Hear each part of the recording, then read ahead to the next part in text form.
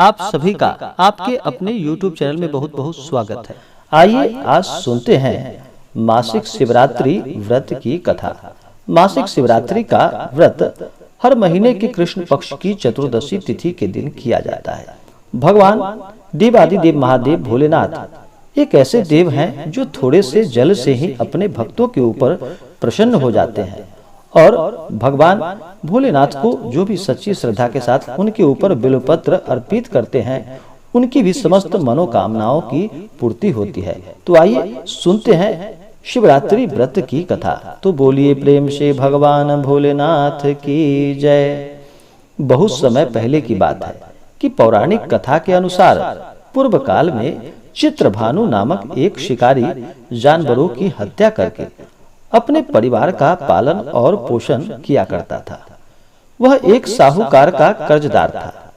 समय पर ऋण न देने के कारण साहूकार ने शिकारी को बंदी बनाकर अपने शिव मठ में डाल दिया। संयोगवश उस दिन शिवरात्रि थी। मठ में हो रही शिवरात्रि व्रत कथा को उसने बहुत ध्यान से सुना। जब शाम को साहूकार ने शिकारी से ऋण के बारे में पूछा तो उसने अगले दिन सारा ऋण चुका देने की बात कही। तो साहूकार ने शिकारी को बंधन मुक्त कर दिया। बंदी होने के कारण शिकारी बहुत भूखा था। शिकार की तलाश में जब अंधकार हो गया तो उसने रात जंगल में बिताने का फैसला किया। तब तालाब के किनारे शिवलिंग के पास एक बिल्व का पेड़ था। वह उस पेड़ पर चढ़ गया और चढ़कर रात बीतने का इंतजार करने लगा। पड़ाव बनाते समय शिवलिंग पर ढेर सारे बिल्वपत्र टूटकर शिवलिंग पर गिरते गए। इस प्रकार अनजाने में दिन भर से भूख और प्यास से व्याकुल शिकारी का व्रत भी हो गया और शिवलिंग पर बिल्वपत्र भी चढ़ गया और उसका रात्रि का जागरण भी हो गया।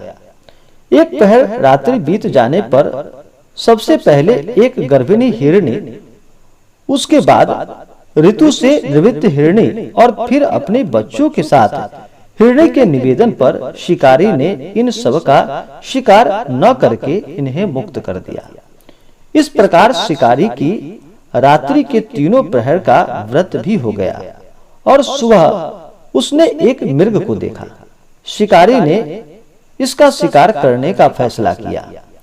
इस पर मृग ने कहा कि हे शिकारी, यदि तुम मुझसे पहले तीनों हिरणी का शिकार अगर किया हो तो मेरा भी शिकार कर लो, परंतु आपने जैसे उनको जीवन दान दिया है वैसे ही जीवन दान देने की मेरे ऊपर भी कृपा करो।